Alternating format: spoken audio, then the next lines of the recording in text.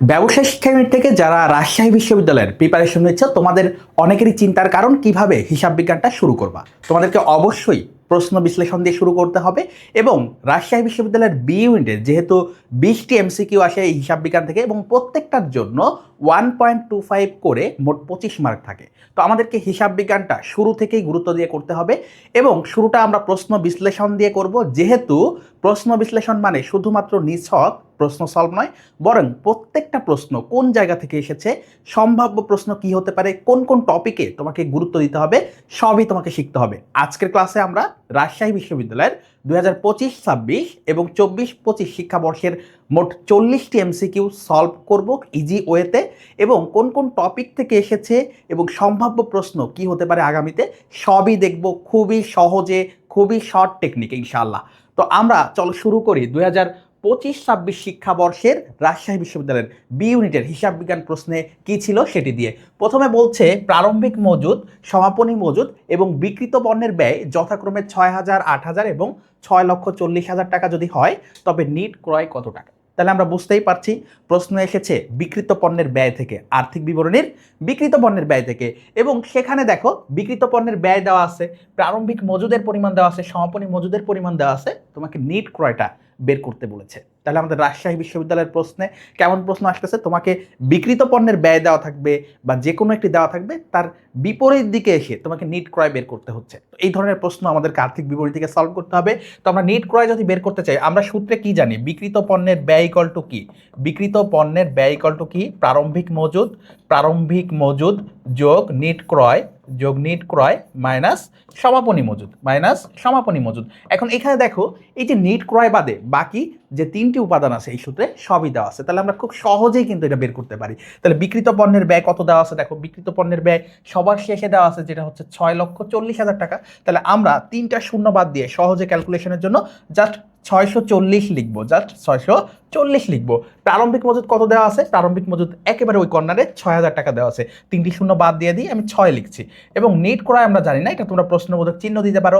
এবং সমাপনী মজুদ দেখো 8,000 টাকা দেওয়া আছে, তাহলে এটি মাইনাস আকারে আছে। এখন দেখো এই প্রশ্নবোধক চিহ্ন ওই পাশে কিন্তু প্লাস আকারে আছে, ডান পাশে সমীকরণের ডান পাশে প্লাস আকারে আছে, তাহলে এইটাকে আমরা এই ডান পাশেই রেখে দিই, বাকি যে অ্যামাউন্টগুলো আছে সেগুলোকে আমরা বাম পাশে নিয়ে যাই। তাহলে দেখো এই যে 640 থেকে এই যে 6 এই পাশে এসে মাইনাস হয়ে যাবে এবং এই 8 এই পাশে এসে কি হয়ে যাবে, প্লাস হয়ে যাবে। তাহলে আমরা কোশ্চেন মার্ক বা যে প্রশ্নটি রয়েছে নিট ক্রয় সেটি পেয়ে যাব। তাহলে 640 থেকে 6 মাইনাস করলে কত হয়, 634, এবং এর সাথে যদি 8 যোগ করি তাহলে 642 হয়। এবং আমরা প্রত্যেকটার ক্ষেত্রে কিন্তু 3টি শূন্য বাদ দিয়ে নিয়েছি, তাহলে এই 3টি শূন্য আমরা অ্যাড করে দিব একেবারে শেষে, ক্যালকুলেশনের শেষে। এভাবে কিন্তু খুব সহজে আমরা ক্যালকুলেটর ছাড়াই খুবই সহজে যে কোনো ধরনের জটিল ক্যালকুলেশনগুলো করে ফেলতে পারি এবং এই ক্ষেত্রে আমাদের সময় লাগবে খুবই কম। তো আমাদের এটার অ্যান্সার তাহলে কোশ্চেন মার্কটা কি ছিল, নিট ক্রয়। এবং এই নিট ক্রয়টা তাহলে কত হবে, নিট ক্রয়টা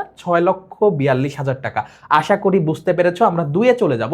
2-এ বলছে নিম্নের তথ্য হতে নিট মুনাফা কত হবে সেটি নির্ণয় করো। তাহলে এই যে নিট মুনাফা আমাদেরকে বের করতে বলেছে, তাহলে নিট মুনাফা এটাও আর্থিক বিবরণী থেকে এসেছে। আর্থিক বিবরণী আমরা বিক্রয় থেকে যদি বিক্রিত পণ্যের ব্যয় বাদ দিই তাহলে আমরা কি পাই, মোট মুনাফা থেকে পরিচালন যে খরচগুলো আছে সেগুলো বাদ দিলে এবং অপরিচালন আয় এবং অপরিচালন ব্যয় বাদ দিলে আমরা কি পাই, নিট মুনাফা পাই। তাহলে এই ক্ষেত্রেও আমাদেরকে দেখতে হবে কি কি উপাদান দেওয়া আছে। দেখো বিক্রয় দেওয়া আছে এবং পাশাপাশি বলছে নগদান এত টাকা, বিক্রিত পণ্যের ব্যয়, এই যে বিক্রিত পণ্যের ব্যয় দেওয়া আছে, তাহলে আমাদেরকে বিক্রিত পণ্যের ব্যয় ক্যালকুলেশন করে মোট মুনাফা বের করতে হচ্ছে না। তাহলে এই যে বিক্রয়, এই বিক্রয় থেকে বিক্রিত পণ্যের ব্যয় যদি আমরা বাদ দিই মোট মুনাফা পাই। এখন মোট মুনাফা পেয়ে গেলে আমাদেরকে পরিচালন ব্যয়গুলো জাস্ট বাদ দিতে হবে। এরপর দেখো লভ্যাংশ আমাদের বিশদ আয় বিবরণীতে আসে না। এই যে নগদান এটা একটা সম্পদ, এটা আমাদের বিশদ আয় বিবরণীতে আসে না। তারপর দেখো বিক্রয় খরচ আমাদেরকে প্রশাসনিক ব্যয়ের মধ্যে বা পরিচালন খরচের মধ্যে দেখাতে হবে আর্থিক আমাদের বিশদ আয় বিবরণীতে। অগ্রিম বীমা একটা সম্পদ, তাহলে এটাও আসবে না। এরপর দেখো বিক্রয় ফেরত, যেহেতু বিক্রয় আছে এবং বিক্রয় ফেরত আছে তাহলে বিক্রয় থেকে কিন্তু আমাদের বিক্রয় ফেরত বাদ দিতে হবে নিট বিক্রয় বের করার জন্য। তাহলে আমাদের এইখানে কি কি তথ্য লাগবে না তোমরা যদি একটু খেয়াল করো, এই যে নগদান এটা লাগবে না, এরপরে আমাদের লভ্যাংশ এটা লাগবে না, এবং অগ্রিম বীমা এটাও কিন্তু লাগবে না। এগুলো আর্থিক অবস্থার বিবরণীর উপাদান। আমাদের বিশদ আয় বিবরণীতে যেগুলো আছে আমরা প্রথমেই নিট বিক্রয়টা একটু বের করি। বিক্রয় 1,45,000 টাকা, বিক্রয় ফেরত 3,000, তাহলে নিট বিক্রয় কত, তাহলে নিট বিক্রয় আমরা পেয়ে গেলাম নিট বিক্রয় আমরা পেয়ে গেলাম এই 1,45,000 থেকে 3,000 যদি বাদ দিই 1,42,000 টাকা, তাই তো? এখন এই 1,42,000 থেকে যদি আমরা বিক্রিত পণ্যের ব্যয় বাদ দিই, বিক্রিত পণ্যের ব্যয় বাদ দিই, বিক্রিত পণ্যের ব্যয় কত দেওয়া আছে? 70,000 টাকা, 70,000 টাকা। তাহলে এটা বাদ দিলে আমরা কত পাচ্ছি? আমরা পাচ্ছি 72,000 টাকা। কত টাকা? 72,000 টাকা। তাহলে এইটা হচ্ছে আমাদের মোট মুনাফা। এটা হচ্ছে আমাদের কি? মোট মুনাফা। এখন এই মোট মুনাফা থেকে অন্যান্য যে ব্যয়গুলো আছে, পরিচালন ব্যয়, সে ধরনের কোনো কিছু আছে কিনা সেটা আমাদেরকে দেখতে হবে। তাহলে দেখো, বিক্রয় ফেরত বাদ দিয়ে আমরা কি পেলাম? আমরা হচ্ছে নিট বিক্রয় পেলাম এবং সেখান থেকে আমরা কি পাচ্ছি? আমরা মোট মুনাফা পাচ্ছি। এরপর দেখো আর কি কি খরচ আছে। বিক্রয় খরচ আছে 20,000 টাকা, বিক্রয় খরচ আছে 20,000 টাকা। তাহলে এই বিক্রয় খরচটা কিন্তু আমাদের পরিচালন খরচ থেকে বাদ দিতে হবে, বিক্রয় খরচটা আমাদেরকে বাদ দিতে হবে। তাহলে আরো 20,000 তুমি বাদ দাও, তাহলে এই যে 72,000 আমাদের মোট মুনাফা ছিল, সেখান থেকে 20,000 আমরা বিক্রয় খরচ যদি বাদ দিই তাহলে 52,000 টাকা পাই। 52,000 টাকা কি পেলাম? 52,000 পেলাম আমাদের নিট মুনাফা। এর বাইরে আমরা কোনো খরচ বা কোনো কিছুই দেখছি না। তাহলে 52,000 হচ্ছে আমাদের নিট মুনাফা। অ্যান্সার কত? 52,000 টাকা। এরপরে আমরা 3-এ যাব। 3-এর প্রশ্ন তোমরা দেখেই বুঝতে পারছো এটি অংশীদারি ব্যবসায়ের প্রশ্ন এবং এখানে কিন্তু আমাদের নতুন মুনাফা বন্টনের অনুপাত বের করতে বলেছে।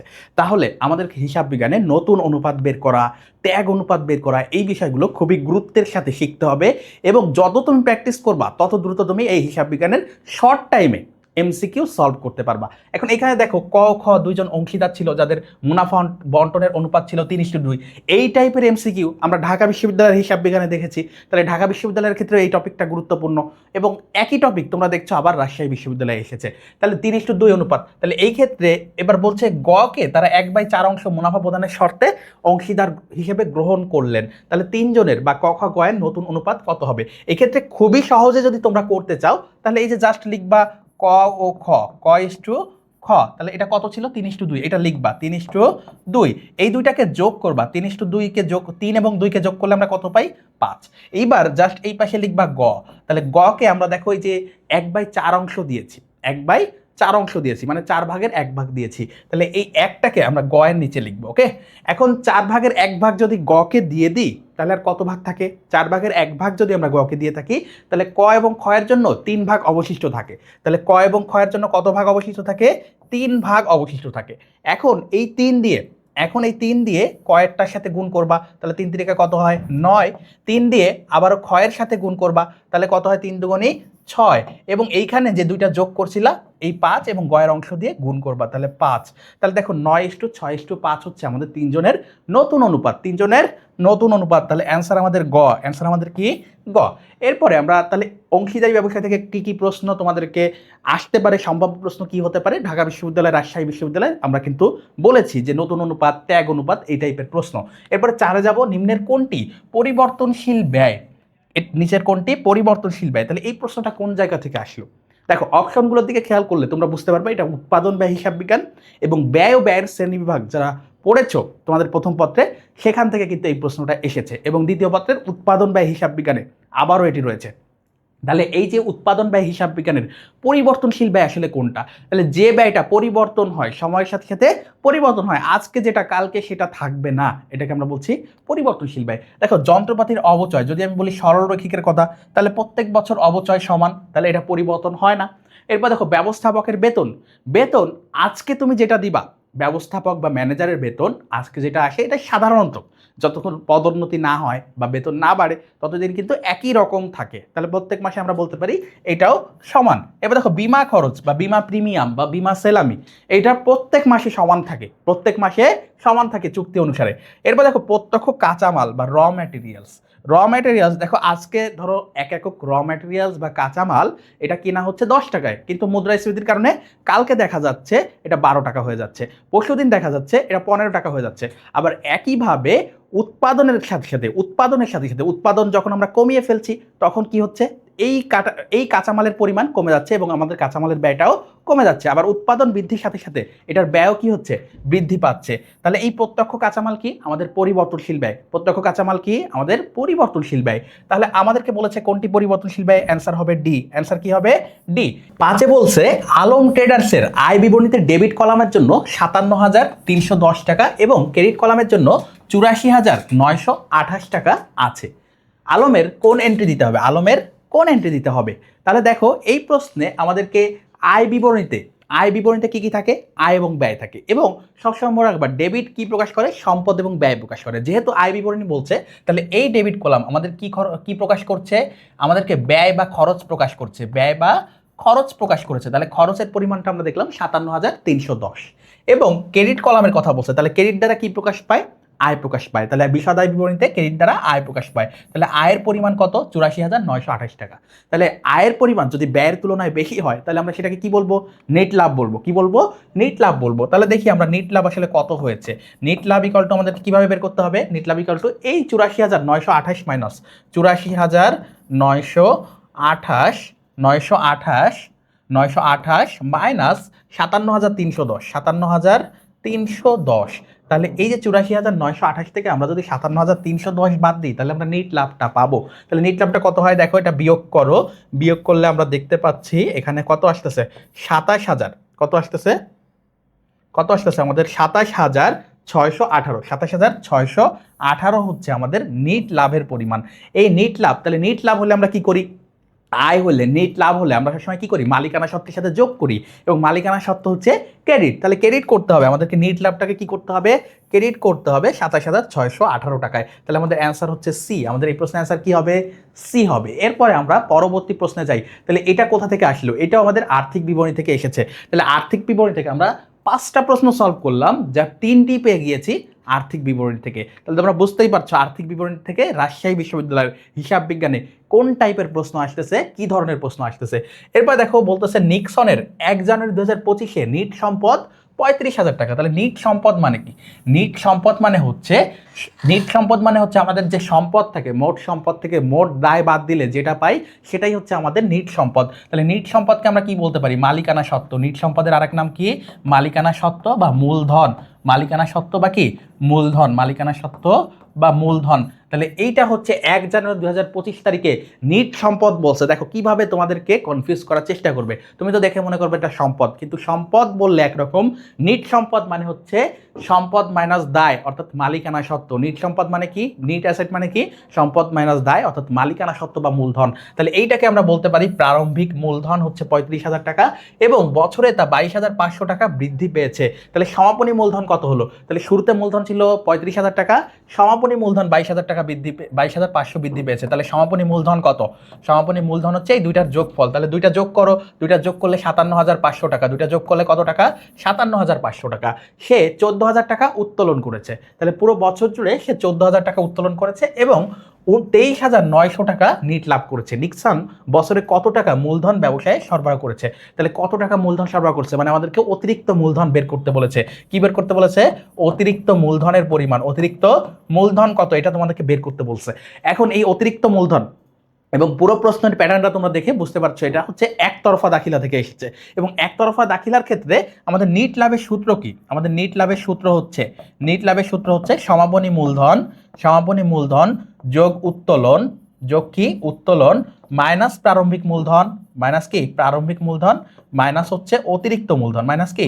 অতিরিক্ত মূলধন। এটা হচ্ছে আমাদের সূত্র। অনেকে এটাকে ব্র্যাকেটে দেয় এবং এইখানে মাঝখানে প্লাস সাইন দেয়। তো আমি ব্র্যাকেট ইউজ করতেছি না, এই জন্য দুইটাতেই আমি মাইনাস দিয়েছি। তাহলে এটা হচ্ছে আমাদের কিসের সূত্র? এটা হচ্ছে আমাদের একতরফা দাখিলা অনুযায়ী নিট লাভের সূত্র। এখন দেখো এখানে নিট লাভ দেওয়া আছে। কি দেওয়া আছে? নিট লাভ দেওয়া আছে। তাহলে নিট লাভ কত? 23,900। আমরা এখানে লিখবো 23,900। 23,900। সমাপনী মূলধন কত দেওয়া আছে? আমরা বের করেছি সমাপনী মূলধন 57,500। 57,500। উত্তোলনের পরিমাণ দেখো দেওয়া আছে। উত্তোলন কত দেওয়া আছে? উত্তোলন দেওয়া আছে 14,000। উত্তোলন দেওয়া আছে কত? 14,000। এবং প্রারম্ভিক মূলধন দেখো, প্রারম্ভিক মূলধন আমি বলেছি যে এটা নিট সম্পদ মানে প্রারম্ভিক মূলধন। তাহলে প্রারম্ভিক মূলধন আমাদের দেওয়া ছিল 35,000 টাকা। কত টাকা? 35,000 টাকা। এবং অতিরিক্ত মূলধন তোমাকে বের করতে বলেছে, তাহলে মাইনাস কোশ্চেন মার্ক। এখন এই সমীকরণে দেখো এই কোশ্চেন মার্কটা মাইনাস আকারে আছে। তাহলে কোশ্চেন মার্কটাকে আমরা যদি এই পাশে নিয়ে আসি তাহলে ওটা প্লাস হয়ে যায়। এবং বাকিগুলো যদি আমরা একটু ক্যালকুলেশনের চেষ্টা করি, তাহলে এই যে 57,500 এটার সাথে যদি তুমি 14,000 যোগ করো তাহলে 71,500। 71,500 থেকে যদি তুমি 35,000 বাদ দাও, 71,500 থেকে যদি তুমি 35,000 বাদ দাও তাহলে কত হয়? 36,500, 36,500 এবং এই পাশে দেখো নিট লাভটা কিন্তু যোগ আকারে ছিল, যেটা এই পাশে যে মাইনাস হয়ে যাবে 23,900। যদি তুমি মাইনাস করো তাহলে কত হবে? 36,500 থেকে আবারও তোমাকে 23,900 মাইনাস করতে হবে। তাহলে আমরা কিভাবে করতে পারি? 36,500 থেকে তুমি 23,900 যদি বাদ দাও, তাহলে এখানে দুইটা শূন্য আসলে আমরা বসিয়ে দিই, 6 হাতে হচ্ছে 1, 4, 2, 1, তাহলে 12,600 টাকা হচ্ছে আমাদের কি অতিরিক্ত মূলধনের পরিমাণ। তাহলে দেখেছো কিভাবে তোমাকে কনফিউজ করার চেষ্টা করবে বিভিন্ন ধরনের তথ্য দিয়ে, এবং কিভাবে আমরা সেগুলো ইজি টেকনিকে বের করতে পারি, সেটা যে অধ্যায়ের ম্যাথে হোক, আশা করি বুঝতে পারছো ব্যাপারগুলো। তাহলে আমাদের অ্যান্সার হচ্ছে 12,600 টাকা। আমাদের কোশ্চেন মার্ক ছিল হচ্ছে অতিরিক্ত মূলধনে, তাহলে অতিরিক্ত মূলধন 12,600 টাকা, যেটা অপশন সিতে আছে। তাহলে আমাদের অ্যান্সার হচ্ছে সি। এই প্রশ্নের অ্যান্সার কি? সি। এরপর আমরা সাথে যাব মুদ্রাস্ফীতিকালীন। মুদ্রাস্ফীতিকালীন সময়ে কোন অবচয় পদ্ধতি সুবিধাজনক? তাহলে যখন মুদ্রাস্ফীতি হচ্ছে মানে দাম পর্যায়ক্রমে বাড়ছে, তাহলে দাম যখন বৃদ্ধি পেতে থাকে, তখন ধরো প্রথম দিন আছে 12 টাকা, ধরো আমি 10 তারিখে 12 টাকা করে পণ্য কিনতেছি, 14 তারিখে আমি কিনতেছি 15 টাকা করে, তারপরে এটা আস্তে আস্তে 20 টাকা হয়ে যাচ্ছে, অর্থাৎ দাম কি হচ্ছে তারিখের সাথে সাথে বাড়তেছে। তো এই সময়ে আমি যদি কি করি, মুদ্রাস্ফীতির সময় কোন অবচয় পদ্ধতি সুবিধাজনক, এটা আমাদেরকে বলেছে। তাহলে এইটার সময় আমাকে কি করতে হয়? আমি যদি সরলরৈখিক পদ্ধতিতে করি বা ক্রমহ্রাসমান জের পদ্ধতিতে করি, একই রকমভাবে ক্রমহ্রাসমান জের পদ্ধতিতে কি হয়? অবচয়টা কমতে থাকে। একইভাবে সরলরৈখিক ক্ষেত্রে প্রত্যেক বছর সমান থাকে, কিন্তু এই যে মুদ্রাস্ফীতি, এটার সাথে আমার কি অবচয়টা সমন্বয় করা প্রয়োজন, যাতে আমার করটা হ্রাস পায়, এবং প্রতিষ্ঠানের উদ্দেশ্যই থাকে কর কম দেওয়া, অর্থাৎ খরচ কমানো বা ব্যয় হ্রাস করা। তাহলে আমি যদি অবচয় ভান্ডার পদ্ধতি, ভান্ডার মানে হচ্ছে সঞ্চিতি, ভাঞ্চার মানে কি সঞ্চিতি, অবচয় সঞ্চিতি পদ্ধতি, অর্থাৎ আমি অবচয়ের জন্য একটা অ্যামাউন্ট টাকা হচ্ছে প্রত্যেক মাসে রাখলাম, যেটাকে অবচয় সঞ্চিতি আমরা বলি। তো এই অবচয় সঞ্চিতির ক্ষেত্রে প্রত্যেক বছর সমান হয় বা আমার নির্দিষ্ট পার্সেন্টেজ আকারে রাখতে হয়। তো এই ক্ষেত্রে আমার কিন্তু এই যে মুদ্রাস্ফীতিকালীন এইটা কিন্তু সমন্বয় হচ্ছে না বা আমার কর হ্রাস পাচ্ছে না। একইভাবে প্রতিস্থাপন পদ্ধতির ক্ষেত্রে কি হয়? ধরো আমি এই সম্পদটা এখন মুদ্রাস্ফীতিকালীন সময়ে কত টাকায় প্রতিস্থাপন করব, এইটা যদি প্রত্যেকবার হিসাব করি, সেক্ষেত্রে কিন্তু আমার মুদ্রাস্ফীতিটা কি হচ্ছে? সমন্বয় হয়ে যাচ্ছে। অর্থাৎ কোন অবচয় পদ্ধতি সবচেয়ে বেশি সুবিধাজনক? প্রতিস্থাপন পদ্ধতি। অন্য দুইটা অপশনও আমরা ব্যাখ্যা করব। পুনর্মূল্যায়ন পদ্ধতির মাধ্যমে কিছুটা করা যায়, কিন্তু এটা বারবার করা এবং ঝামেলাজনক, এই জন্য আমরা পুনর্মূল্যায়ন পদ্ধতি ব্যবহার করব না। স্থির কিস্তি মানে সরলরৈখিক, যেটা প্রথমে আলোচনা করেছি, এটাও আমাদের অ্যান্সার হবে না। তাহলে অ্যান্সার কি? প্রতিস্থাপন ব্যয় পদ্ধতি। তাহলে মুদ্রাস্ফীতির সময় সবসময় মুখস্থ করে ফেলবা, মুদ্রাস্ফীতির সময় আমাদের পুনর্মূল্যায়ন বা আমাদের প্রতিস্থাপন ব্যয় পদ্ধতি, আমাদের কোন পদ্ধতি? প্রতিস্থাপন ব্যয় পদ্ধতি হচ্ছে সবচেয়ে সুবিধাজনক, কারণ এইটার মাধ্যমে আমরা মুদ্রাস্ফীতি বা মূল্যস্ফীতিকে সমন্বয় করে আমাদের করের পরিমাণ অর্থাৎ ব্যয় হ্রাস করতে পারি। তাহলে অ্যান্সার হচ্ছে আমাদের বি। 8-এ যাব আমরা মতিন ও রথিন অংশীদার দ্বয়ের প্রারম্ভিক মূলধন ছিল 50,000 এবং 70,000 টাকা। লাভ ক্ষতি বন্টন হয় নিম্নরূপে। প্রারম্ভিক মূলধনের উপর 20% হারে সুদ ধার্য করতে বলেছে। মতিন ও রথিন যথাক্রমে 12,000 এবং 6,000 টাকা কি পাবে? বেতন পাবে। বাকি অংশ 2:3 অনুপাতে ভাগ করে নিবে, অর্থাৎ লাভ ক্ষতি বন্টনের অনুপাত 2:3। বছরে নিট মুনাফা হয়েছে 40,000 টাকা। তাহলে নিট মুনাফা থেকে আমাদেরকে মূলধনের সুদ এবং বেতন সমন্বয় করতে হবে। তাহলে আমরা ধরে নিলাম 40 টাকা হয়েছে, 3টা শূন্য বাদ দিয়ে। এবং আমাদের মূলধনের সুদ দেখো, মূলধনের সুদ মতিনের ক্ষেত্রে মূলধনের সুদ হচ্ছে ওই যে 50,000 টাকার উপর 20%। তাহলে 50,000 টাকার উপর 20% করলে কত হয়? 10,000 টাকা। এবং এই যে রথিন আছে, রথিনের ক্ষেত্রে কত হচ্ছে? রথিনের ক্ষেত্রে 70,000 টাকার উপর 20%, তাহলে 14,000 টাকা। এই দুইটা গেল কি আমাদের মূলধনের সুদ। এরপরে আবারও বেতন পাবে। বেতনের ক্ষেত্রে কি হচ্ছে? বেতনের ক্ষেত্রে এই যে মতিন পাচ্ছে কত টাকা? 12,000 টাকা। এবং রথিন পাচ্ছে কত টাকা? 6,000 টাকা। তাহলে এই সবগুলোর যোগফল 10 আর 14 24, 24 আর 18 হচ্ছে 42,000 টাকা। তাহলে নিট মুনাফার সাথে আমাদের কত হাজার টাকা সমন্বয় করতে হচ্ছে?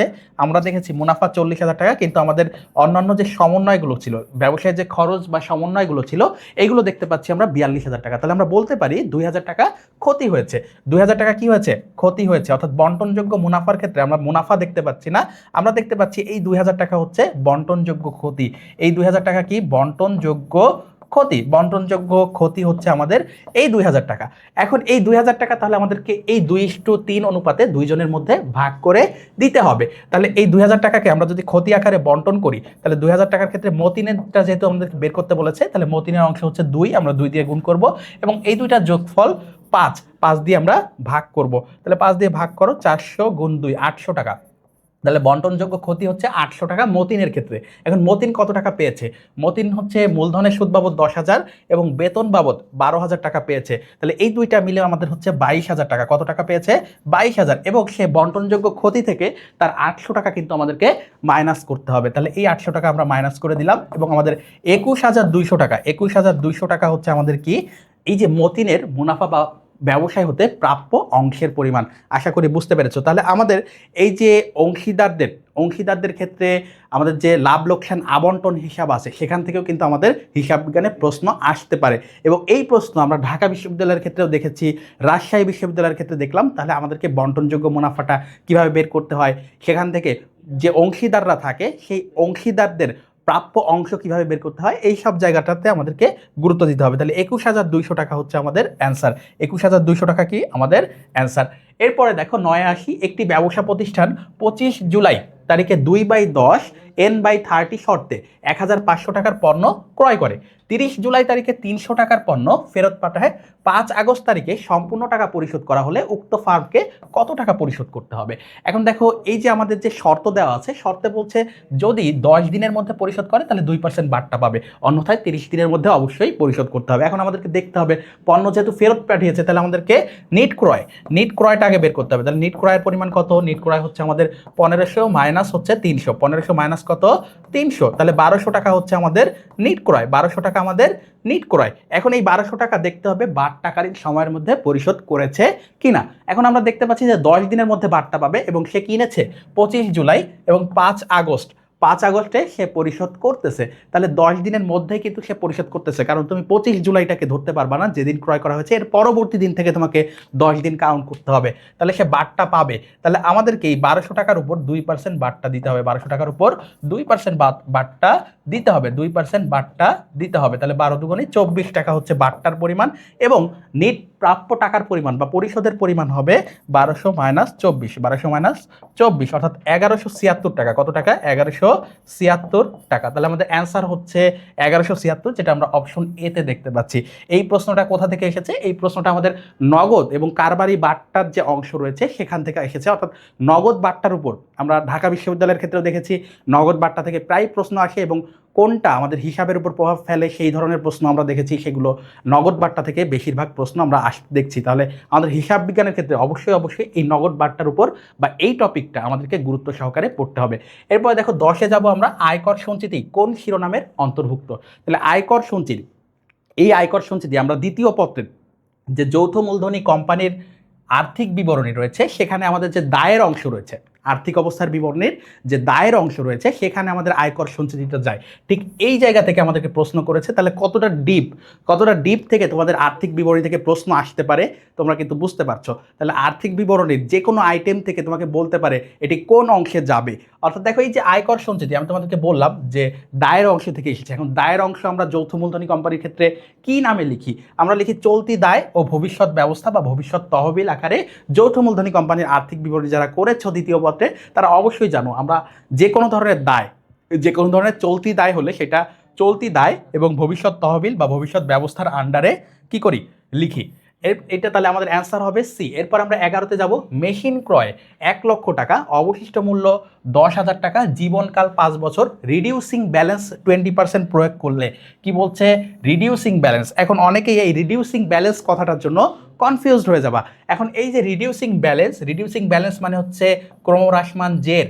রিডিউসিং ব্যালেন্স মানে কি? ক্রমহ্রাসমান জের পদ্ধতি। রিডিউসিং ব্যালেন্স মানে কি? ক্রমহ্রাসমান জের পদ্ধতি। তো এইভাবে বিভিন্ন ধরনের শব্দের সিমিলার মিনিং, ইংলিশ মিনিংগুলো তোমাদেরকে একটু গুরুত্ব দিতে হবে, না হলে কিন্তু প্রশ্ন বুঝতেই পারবা না। তাহলে রিডিউসিং ব্যালেন্স মানে ক্রমহ্রাসমান জের পদ্ধতি, তোমরা সবাই ক্রমহ্রাসমান জের পারো, কিন্তু রিডিউসিং ব্যালেন্স যখন বলে তখনই তোমরা কনফিউজ হয়ে যাবা এবং এই ধরনের প্রশ্নে ভুল করে ফেলবা। তাহলে এই যে রিডিউসিং ব্যালেন্স মানে হচ্ছে ক্রমহ্রাসমান জের পদ্ধতি, যেটা বলছে 20% প্রয়োগ করলে 3 বছর পর মেশিনের বহিমূল্য বা বই মূল্য বা বুক ভ্যালু কত হবে। এই যে বই মূল্য না বলে কখনো বুক ভ্যালু বলবে। তো এই সব জায়গায় আমাদের কখনোই কনফিউজ হওয়া যাবে না। তাহলে দেখো এই যে 1 লক্ষ টাকা, এক্ষেত্রে ক্রমহ্রাসমান জের পদ্ধতি ব্যবহার করলে আমাদের অবচয়যোগ্য মূল্য কোনো কাজেই লাগে না। তাহলে প্রথম বছর শেষে দেখো 1 লক্ষ টাকার উপর 20% করলে প্রথম বছর শেষে বই মূল্য কত হয়?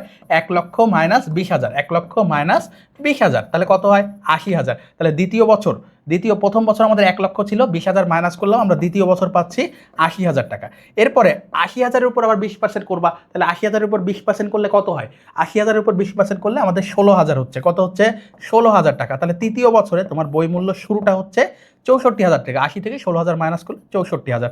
এবং তৃতীয় বছর শেষে যদি বের করতে চাও তাহলে 64,000-এর উপর আবারও 20% করতে হবে, এবং 64,000-এর 20% তোমরা যদি করো, 64,000-এর 20% যদি তোমরা করো তাহলে 6,400 গুণ 2 মানে 12,800 টাকা। কত টাকা, 12,800 টাকা, 12,800 টাকা। এখন বলতে পারো ভাই আপনি মুখে মুখে এত দ্রুত ক্যালকুলেশন কেমনে করতেছেন? ওদের হচ্ছে এই ম্যাথগুলো তুমি যত বেশি প্র্যাকটিস করবা তত দ্রুত ক্যালকুলেশন করবা। এই যে 64,000-এর 10% হচ্ছে 6,400, তাহলে 20% হবে 6,400 দ্বিগুণ, অর্থাৎ 12,800। তো এইভাবে আমি ক্যালকুলেশনটা করতেছি, তোমাদেরও বারবার প্র্যাকটিস করতে হবে, ক্যালকুলেশনকে দ্রুততম সময়ের মধ্যে কিভাবে করা যায় সেটা আয়ত্তে আনতে হবে হিসাব বিজ্ঞানের ক্ষেত্রে। তাহলে তৃতীয় বছর শেষে আমরা বই মূল্য পাচ্ছি, এটা মাইনাস করতে হবে আমাদেরকে। 64,000 থেকে আমরা যদি 12,800 মাইনাস করি তাহলে আমরা পাই 51,200 টাকা। কত টাকা, 51,200 টাকা, যেটা হচ্ছে আমাদের তৃতীয় বছর শেষে বই মূল্যের পরিমাণ, যেটা তোমরা অপশন বিতে দেখতে পাচ্ছ, অপশন বিতে দেখতে পাচ্ছ।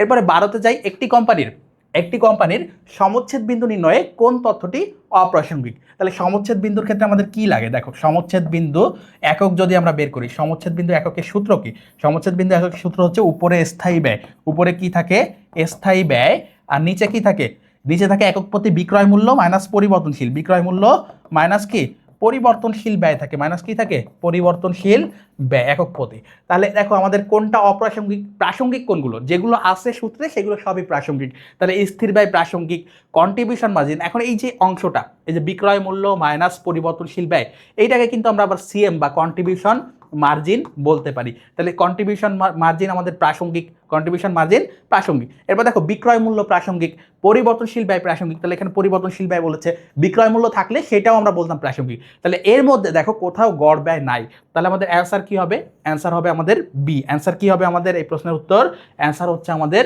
বি। এই প্রশ্নের অ্যান্সার কি গড় ব্যয় বা বি হচ্ছে আমাদের অ্যান্সার, যেটা অপ্রাসঙ্গিক। প্রশ্নে কিন্তু অপ্রাসঙ্গিক চেয়েছে, প্রাসঙ্গিক বলে নাই, তাহলে এই কথাগুলো আমাদেরকে খেয়াল করতে হবে। এবার 13তে যাব, নিম্নের কোনটি রূপান্তর ব্যয়ের অংশ নয়। এই যে রূপান্তর ব্যয়ের অংশ নয়, এই প্রশ্নটা ঢাকা বিশ্ববিদ্যালয়ে 3 থেকে 4 বার আসছে, রাজশাহী বিশ্ববিদ্যালয়ে তোমরা দেখতেছো। তাহলে এই প্রশ্নটার গুরুত্ব কতটুকু, এবং এই প্রশ্নটা উৎপাদন ব্যয় হিসাব বিজ্ঞান থেকে এসেছে, রূপান্তর ব্যয় সূত্র, রূপান্তর ব্যয় কিভাবে করতে হয়, কি কি লাগে, একবারে A to Z মুখস্থ করবা, কারণ এই প্রশ্ন বারবার আসে এবং তোমরা প্রত্যেকবারই কনফিউশনের কারণে ভুল করো। তাহলে রূপান্তর ব্যয় কি, কাঁচামালকে চূড়ান্ত পণ্যে পরিণত করার জন্য যে ব্যয় হয়, তাহলে কাঁচামালকে চূড়ান্ত পণ্যে পরিণত করার জন্য আমাদের কি ব্যয় হয়, কাঁচামাল বাদে প্রত্যক্ষ শ্রম, প্রত্যক্ষ মজুরি, এই দুটো হচ্ছে প্রত্যক্ষ খরচের মধ্যে। এরপরে আমাদের পরোক্ষ ব্যয় কি আছে, পরোক্ষ ব্যয় হচ্ছে কারখানা উপরিব্যয়। পরোক্ষ ব্যয় কি, উৎপাদন ব্যয় হিসাব জ্ঞানে কারখানা উপরিব্যয়। তাহলে কারখানা উপরিব্যয় মানে যত প্রকার পরোক্ষ খরচ আছে সবগুলো। তাহলে প্রত্যক্ষ খরচের যোগফল হবে কাঁচামাল বাদে, এবং কারখানা উপরিব্যয় বা পরোক্ষ খরচের যোগফল হচ্ছে রূপান্তর ব্যয়ের অংশ। আশা করি বুঝতে পারছো। তাহলে এই প্রশ্নটা আবারও আসবে ইনশাল্লাহ, এবং তোমরা আবারও যারা করবা না আবারও কনফিউশনের কারণে ভুল করবা। তাহলে পরোক্ষ মজুরি আসবে, যেহেতু এটা কারখানা উপরিব্যয়ের মধ্যে যায়, প্রত্যক্ষ মজুরি আসবে, পরোক্ষ কাঁচামাল আসবে, কিন্তু এই যে প্রত্যক্ষ কাঁচামাল আসবে না, কারণ প্রত্যক্ষ কাঁচামালকে আমরা রূপান্তর করতেছি, তাহলে রূপান্তর ব্যয়ের মধ্যে প্রত্যক্ষ কাঁচামাল কখনোই আসবে না। তাহলে অংশ 9 বলেছে, তাহলে আমাদের অ্যান্সার হচ্ছে ডি। অ্যান্সার কি ডি। আমি যদি লিখে দিই, আমি যদি রূপান্তর ব্যয়ের অংশ লিখে দিই, তাহলে কি কি যায়, প্রত্যক্ষ শ্রম যায়, প্রত্যক্ষ শ্রম বা মজুরি, প্রত্যক্ষ শ্রম বা মজুরি, আর কারখানা উপরিব্যয়ের অংশ যায়, আর কি যায়, কারখানা উপরিব্যয়ের অংশ যায়, কারখানা উপরিব্যয়ের অংশ বা ফ্যাক্টরি ওভারহেড, উপরিব্যয়ের ইংরেজি হচ্ছে ওভারহেড। এইসব কথাগুলো তোমাদেরকে জানতে হবে, কারণ তোমাদেরকে অনেক সময় সিমিলার মিনিং বা ইংলিশ যে ওয়ার্ডগুলো সেগুলো রিপ্লেস করে দিয়ে প্রশ্ন করছে, আমরা দেখতে পাচ্ছি। তাহলে অ্যান্সার হচ্ছে আমাদের ডি। এই প্রশ্নের অ্যান্সার কি ডি। আমরা 14তে চলে যাব। 31 ডিসেম্বর 2024 তারিখে শরীফ কোম্পানির পাওনাদার আছে, দেনাদার আছে, অর্থাৎ বিভিন্ন তথ্য দেওয়া আছে, আমাদেরকে কোম্পানির চলতি সম্পদের পরিমাণ বের করতে বলেছে। তাহলে কি কি চলতি সম্পদ আছে আমরা একটু দেখি। পাওনাদার যাবে না, দেনাদার একটা চলতি সম্পদ, তাহলে এটা যাবে। এরপর দেখো মূলধন যাবে না, নগদ একটা চলতি সম্পদ, তাহলে নগদ যাবে। এরপর দেখো মজুদ পণ্য 4,000 টাকা, এটাও যাবে। এবং যন্ত্রপাতি স্থায়ী সম্পদ যাবে না, তাহলে চলতি সম্পদ আমরা 3টা পেয়েছি, এই 3টা যোগ করব, 5,000 যোগ হচ্ছে আমাদের 2,000 যোগ মজুদ পণ্য 4,000, তাহলে 11,000 টাকা হচ্ছে আমাদের অ্যান্সার। চলতি চলতি সম্পদের পরিমাণ কত? 11,000। তাহলে এইটা আমাদের অনুপাত বিশ্লেষণে কাজে লাগে, চলতি সম্পদ চলতি দায় এই ধরনের প্রশ্ন আমাদেরকে দিতেই পারে। তাহলে 11,000 হচ্ছে আমাদের অ্যান্সার। আমাদের অ্যান্সার কি? 11,000। খুবই সহজ ছিল। এরপর দেখো পরেতে যাই, নিম্নের কোনটি কার্যভিত্তিক অনুপাতের উদাহরণ? তাহলে কার্যভিত্তিক অনুপাত, কার্যদক্ষতার অনুপাত, এই অনুপাতগুলো তোমরা পড়ছো, যেমন মজুদ আবর্তন অনুপাত, তারপরে হচ্ছে আমাদের যে দেনাদার আবর্তন অনুপাত। এই আবর্তন অনুপাতগুলোকেই আমরা কার্যদক্ষতার, কার্যবিভাগের, কার্যকারিতার অনুপাত বলি। অন্যান্য যে তথ্যগুলো দেখতে পাচ্ছ, তড়িৎ অনুপাত হচ্ছে তাৎক্ষণিক দায় পরিশোধ, দায় অনুপাত তো দায়ের ক্ষেত্রে ব্যবহার হয়, শেয়ার প্রতি আয় হচ্ছে মুনাফা অর্জন ক্ষমতা। শেয়ার প্রতি আয় কিসের অনুপাত? মুনাফা অর্জন ক্ষমতা, মুনাফা অর্জন ক্ষমতা। তাহলে আমাদেরকে বলেছে কি? কার্যকারিতা। কার্যকারিতার ক্ষেত্রে আমরা মজুদ আবর্তন হচ্ছে আমরা পড়েছি যে কার্যকারিতার অনুপাতের মধ্যে ছিল। তাহলে অ্যান্সার হচ্ছে এ। এইটাও আমাদের অনুপাত বিশ্লেষণ বা আর্থিক বিবরণী বিশ্লেষণের ম্যাথ। তাহলে যে কোনো অনুপাত, এটা কোন ধরনের অনুপাত, এগুলোকে আমাদেরকে গুরুত্ব দিয়ে পড়তে হবে। এরপরে দেখো 16তে যাই, অনুপার্জিত আয়ের সমন্বয় কি? তাহলে অনুপার্জিত আয়ের সমন্বয় মানে কি? একটা আয় আগে অনুপার্জিত বা দায় ছিল, সেটা এখন আয় হয়ে গেছে। তাহলে এটার ক্ষেত্রে আমরা কিভাবে সমন্বয় করব? তাহলে সমন্বয়ের ক্ষেত্রে আমরা ওই দায়টা কমাই দিতে হবে। তাহলে অনুপার্জিত আয় হচ্ছে ডেবিট, অনুপার্জিত আয় হচ্ছে একটা দায় যেটা হচ্ছে ডেবিট, অনুপার্জিত আয় ডেবিট, এবং আমাদের সেটা আয় হয়ে গেছে, তাহলে আয়টাকে আমাদেরকে ক্রেডিট করতে হবে, আয় ক্রেডিট। তাহলে আমাদের কি হচ্ছে দেখো, দায় হ্রাস পাচ্ছে, কি হচ্ছে আমাদের দায় হ্রাস পাচ্ছে, এল মাইনাস এবং ওই প্লাস বা আয় বৃদ্ধি, ওই প্লাস বা আয় বৃদ্ধি। এখন ওই প্লাসও বলতে পারে, আয় বৃদ্ধিও বলতে পারে। এই প্রশ্ন দেখো বলছে দায় হ্রাস এবং আয় বৃদ্ধি, যেটা অপশন ডিতে আছে, যেটা ডিতে আছে। এই আয় বৃদ্ধি না বলে ওই প্লাসও বলতে পারতো। এই প্রশ্নটা ঢাকা বিশ্ববিদ্যালয়ে আসছে, রাজশাহী বিশ্ববিদ্যালয়ে আসছে, এবং আবারও আসার সম্ভাবনা আছে সমন্বয় থেকে। তাহলে সমন্বয় দাখিলা খুবই খুবই গুরুত্বপূর্ণ। ঢাকা বিশ্ববিদ্যালয়, রাজশাহী বিশ্ববিদ্যালয়, দুইটা জায়গাতেই এই সমন্বয় দাখিলা, সমন্বয়ের ক্ষেত্রে দুইটা ধরনের দাখিলা আমরা আসতে দেখি, বকেয়ার সমন্বয় এবং হচ্ছে অগ্রিমের সমন্বয়। তাহলে এই সমন্বয়গুলো আমাদেরকে খুবই খুবই গুরুত্ব দিয়ে পড়তে হবে, এক্সারসাইজ করতে হবে, প্র্যাকটিস করতে হবে। 17তে যাই, নিম্নের কোনটি সমন্বয় জাবেদার অংশ নয়? সমন্বয় জাবেদার অংশ নয়। তাহলে সমন্বয়ের ক্ষেত্রে আমি মাত্রই বললাম এই প্রশ্নটাও সমন্বয় জাবেদা থেকে এসেছে। তাহলে সমন্বয় হতে পারে দুইভাবে, একটা হচ্ছে বকেয়া আর একটা হচ্ছে অগ্রিম। এখন বকেয়ার ক্ষেত্রে বকেয়া আয়, বকেয়া ব্যয় থাকবে। অগ্রিমের ক্ষেত্রে অনুপার্জিত আয় বা অগ্রিম আয় থাকবে, এবং কি থাকবে? বকেয়া ব্যয় থাকবে। তাহলে এই বিষয়গুলো আমাদেরকে সমন্বয়ের অংশ হিসেবে আনতে হবে। তাহলে দেখো অগ্রপ্রদত্ত খরচ, তাহলে অগ্রিম খরচ একটা সমন্বয় করা যায়, বকেয়া খরচের সমন্বয় করা যায়, বকেয়া ব্যয় বা বকেয়া আয়েরও সমন্বয় করা যায়। তাহলে এই যে অর্জিত রাজস্ব মানে সাধারণ আয়, অর্জিত রাজস্ব মানেই হচ্ছে আয়, রাজস্ব মানে কি? আয়। তাহলে যেটা অর্জন হয়ে গেছে সেটা তো আর সমন্বয় করার কিছু নাই, তাহলে সমন্বয় করা যাবে না কোথায়? এই অর্জিত রাজস্বের ক্ষেত্রে। তাহলে আমাদের অ্যান্সার হবে সি, আমাদের অ্যান্সার কি হবে? সি হবে। এরপর 18তে যাই, কমিশন পরবর্তী নিট মুনাফার উপর কমিশন 5%। দেখো কি বলছে, এই পরবর্তী বলছে নাকি কমিশনের ক্ষেত্রে সবসময় মনে রাখবা, পরবর্তী বলছে নাকি পূর্ববর্তী বলছে, এটা আমাকে খেয়াল রাখতে হবে। এবার দেখো চলতি বছরের কমিশন চার্জের পূর্বে নিট মুনাফা 2,10,000 টাকা। তাহলে আমাদের কি দেওয়া আছে? পূর্বের নিট মুনাফা দেওয়া আছে। বিক্রয় ম্যানেজারের কমিশনের পরিমাণ আমাদেরকে নির্ণয় করতে বলেছে। তাহলে কমিশনের ক্ষেত্রে তোমাদেরকে কি বলেছি, পূর্ববর্তী বললো নাকি পরবর্তী বললো, এটা আমাদেরকে খেয়াল রাখতে হবে। পরবর্তী বলছে, তাহলে যেইটা বলবে সেটা হচ্ছে 100। পূর্ববর্তী বললে আমাদেরকে ধরতে হবে পূর্ববর্তী কমিশনের উপর 100, আর যদি পরবর্তী বলে তাহলে ধরতে হবে পরবর্তী কমিশন 100। তাহলে আমাদেরকে পরবর্তী বলছে, তাহলে পরবর্তীটা আমরা 100 ধরবো। পরবর্তী কমিশন কত? পরবর্তী কমিশন হচ্ছে 100। এখন তাহলে কমিশনের পরিমাণ কত? 5%। তাহলে উপরে আমরা দিব কমিশনের পরিমাণ। তাহলে কমিশনের পরিমাণ হচ্ছে 5%। কমিশন কত? 5%। কমিশন হচ্ছে 5%। তাহলে পূর্ববর্তী কমিশন কত? পূর্ববর্তী কমিশন কত? পূর্ববর্তী কমিশন হচ্ছে, দেখো এই কমিশন তুমি পূর্ববর্তী থেকে মাইনাস করলে পরবর্তীটা পাও। তাহলে পরবর্তীটা তোমার দেওয়া আছে, তাহলে এই 5 যেহেতু মাইনাস করছি, তাহলে এখানে 105 হবে। এখানে কত হবে? 105। তাহলে 105 থেকে 5 মাইনাস করে আমরা পরবর্তী কমিশন পেয়েছি 100। এখন দেখো, এখন তোমার কি দেওয়া আছে এবং কি বের করতে বলেছে এটা আমাদেরকে বুঝতে হবে। আমাদেরকে বের করতে বলেছে কমিশনের পরিমাণ। কিসের পরিমাণ? কমিশনের পরিমাণ। এইখানে তোমার কমিশন কত? এখানে কমিশন হচ্ছে 5 টাকা। এখানে কমিশন 5 টাকা আমরা যেটা বের করেছি। এবং দেখো প্রশ্নে পূর্বের কমিশন দেওয়া আছে 2,10,000, এইখানের কমিশন কত? 105। তাহলে আমরা বলতে পারি আমাদের কমিশন পূর্ববর্তী মুনাফা যদি 105 টাকা হয়, কমিশনের পরিমাণ 5 টাকা, এটা কিন্তু আমরা বলতে পারি। তাহলে পূর্ববর্তী কমিশন যদি 105 হয়, কমিশনের পরিমাণ কত টাকা? 5 টাকা। পূর্ববর্তী কমিশন যদি 1 টাকা হয়, তাহলে কমিশনের পরিমাণ 5/105। আর পূর্ববর্তী কমিশন যেটা দেওয়া আছে, এটা যদি 2,10,000 হয়, এটা যদি 2,10,000 হয়, তাহলে কমিশনের পরিমাণটা কি হবে? 5/105 5/105 গুণ 2,10,000 গুণ কত? 2,10,000। এখন আমরা কাটাকাটি করি, এই যে 105 দিয়ে কিন্তু 210 কাটা যায়, তাহলে 2 হয়, 2,000 গুণ 5 = 10,000 টাকা হচ্ছে আমাদের কমিশনের পরিমাণ। এই 10,000 টাকা কি? আমাদের কমিশনের পরিমাণ। তাহলে 10,000 টাকা কি? আমাদের কমিশনের পরিমাণ। আশা করি বুঝতে পেরেছো। তাহলে 10,000 টাকা হচ্ছে আমাদের অ্যান্সার। আমাদের অ্যান্সার কি? 10,000 টাকা। তাহলে এই প্রশ্ন আসছে কোথা থেকে? কর, কমিশন এবং ভ্যাট সংক্রান্ত যে ম্যাথগুলো আমরা করি আমাদের অ্যাডমিশনের ক্ষেত্রে, সেই টপিক থেকে প্রশ্ন এসেছে। এবং কিভাবে প্রশ্ন আসতে পারে এইটাই তো পরবর্তীর উপর বসছে। কখনো পূর্ববর্তীর কথা বলবে, কখনো কর থেকে আসবে, কখনো মূল্য সংযোজন কর থেকে প্রশ্ন আসবে। তাহলে এইগুলো আমাদেরকে খেয়াল রাখতে হবে। 19-এ যাই, উৎপাদনকারী প্রতিষ্ঠানের মজুত মাল নিয়ন্ত্রণে প্রধান কৌশল কোনটি? তাহলে উৎপাদনকারী প্রতিষ্ঠান বা যে কোনো ধরনের প্রতিষ্ঠানের মূল কাজ হচ্ছে ব্যয় নিয়ন্ত্রণ করা। তাহলে আমরা ব্যয় নিয়ন্ত্রণের ক্ষেত্রে দেখো এখানে যে অপশনগুলো আছে, বিন কার্ড, এবিসি বিশ্লেষণ, ইওকিউ, মাল খতিয়ান। তাহলে এই যে ইওকিউ, ইওকিউ যারা পড়েছো, ইকোনমিক অর্ডার কোয়ান্টিটি, ইওকিউ মানে কি? Economic order quantity, economic order quantity, তাহলে এই যে ইকোনমিক অর্ডার কোয়ান্টিটি, এটার উদ্দেশ্য কি? এটার উদ্দেশ্য হচ্ছে মিতব্যয়ী ফরমাইশের পরিমাণ, মানে যে ক্ষেত্রে তোমার ব্যয়ের পরিমাণটা সর্বনিম্ন হয়। মজুদ মালের ক্ষেত্রে অর্ডার করলে যে ক্ষেত্রে ব্যয়ের পরিমাণটা সর্বনিম্ন হয়। তাহলে মজুদ মাল নিয়ন্ত্রণের ক্ষেত্রে আমাদের ইওকিউ সবসময় কি করে? ব্যয় নিয়ন্ত্রণ করে। এবং আমাদের একটা লক্ষ্য হচ্ছে হিসাব বিজ্ঞানের ক্ষেত্রে বা উৎপাদন ব্যয় হিসাব বিজ্ঞানের একটা উদ্দেশ্য হচ্ছে ব্যয় নিয়ন্ত্রণ করা। তাহলে মজুদ মাল নিয়ন্ত্রণের প্রধান কৌশল আমরা বলবো ইওকিউ বা ইকোনমিক অর্ডার কোয়ান্টিটি বা মিতব্যয়ী ফরমাইশের পরিমাণ।